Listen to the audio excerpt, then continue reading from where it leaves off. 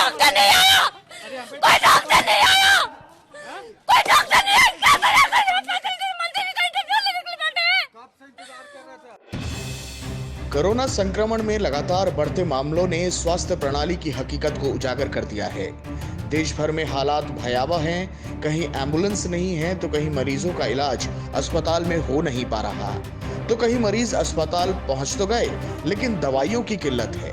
ऐसे में झारखंड के स्वास्थ्य मंत्री बन्ना गुप्ता रांची के स्वास्थ्य अस्पताल में दौरा करने पहुंचे तो उनका सामना सच से हुआ। जिस वक्त मंत्री जी अस्पताल के अंदर मरीजों का हाल ले रहे थे तब पूरा महकमा उनकी खुशामद में लगा हुआ था। उसी दौरान अस्पताल के बाहर एक मरीज ने इलाज के अभाव में अपनी बेटी के सामने दम तोड़ दिया। जब स्वास्थ्य मंत्री अस्पताल के बाहर निकले तो अपने पिता को खोने के गम में रोती भिलकती बिटिया ने मंत्री जी की बोलती बंद कर दी, उन्हें जमकर खरी खोटी सुनाई। कोई डॉक्टर नहीं आया, कोई डॉक्टर नहीं आया, कोई डॉक्टर नहीं आया। क्या करें? मंत्री का इंटरव्यू लेने के लिए बैठे हैं। कब से इंतजार कर रहा था? आधा घंटे 1 घंटे से एम्बुलेंस लेके कलेक्टर को बुला रहे हैं। क्या चलिए क्या चलिए क्या चलिए क्यों चले? क्या चलिए यहाँ का आजकल का इतना खराब है। यहीं पे मरे हैं तड़प तड़प के डॉक्टर का मजा आ रहा है। लोग कोई नहीं आया। इंटरव्यू ले रहा है, इंटरव्यू ले रहा है। मैं पापा को वापस कर पाएंगे, मैं पापा को वापस कर पाएंगे। वोट लेने के लिए से बात है।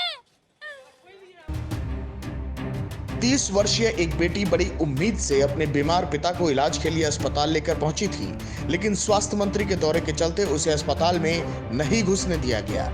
इसके चलते उसके पिता ने बिना इलाज के ही दम तोड़ दिया।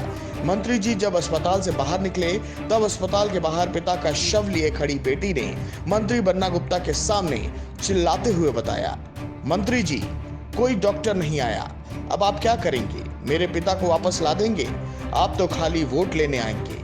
लोग उसे समझाते रहे कि घर जाओ, लेकिन वो चिल्लाती रही। पवन गुप्ता की तबीयत बिगड़ने के बाद उनकी बेटी उन्हें हजारीबाग से रांची लाई थी। वो अस्पताल दर अस्पताल भटकती रही, लेकिन कहीं बेड नहीं मिला।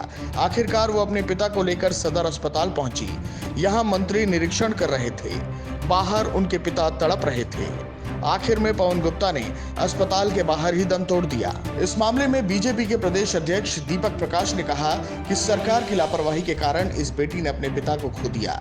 वहीं स्वास्थ्य मंत्री बन्ना गुप्ता ने घटना की जांच कर 48 घंटे के भीतर रिपोर्ट सिविल सर्जन से मांगी है। उन्होंने पूछा है कि किन परिस्थितियों में और किसकी लापरवाही के कारण मरीज की मौत हुई।